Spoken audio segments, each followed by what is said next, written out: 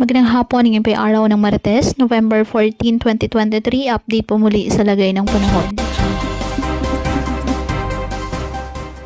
Humina bilang low pressure area ang binabantayang bagyo sa labas ng Philippine Area of Responsibility. Ayon sa Pag-asa, huli itong namataan sa may silangan ng Southeastern Mindanao. Patuloy pa rin ito na monitor dahil base sa Pag-asa, may posibilidad pa rin itong lumakas muli at magiging bagyo. At inaasahan namang papasok ito ng ating Philippine Area of Responsibility bukas ng gabi o sa Huwebes po ng umaga.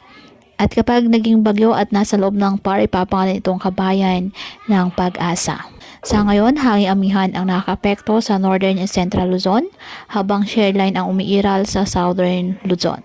Dahil naman sa amihan, magiging maalon at delikado para sa maliliit na sasakyang pandagat ang pumalaot po sa mga dagat na sakop ng Ilocos Provinces, La Union, Batanes, Cagayan, kasama na po ang Babuyan Islands at Isabela. Ngayong araw, asahan po ang pag-uulan sa malaking bahagi ng Northern Luzon, maging sa ilang bahagi po ng Central at Southern Luzon at Visayas.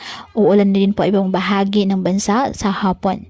Posible po ang heavy to intense rains sa ilang lugar na maaari pong magdulot ng mga pagbaha or landslide.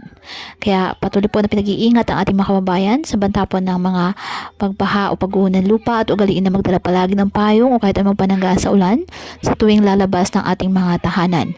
At yan po muna ang update sa lagay ng panahon ngayong araw. Muli patuloy po tayo na mag-ingat at palaging tandaan, God loves you. Stay safe and God bless.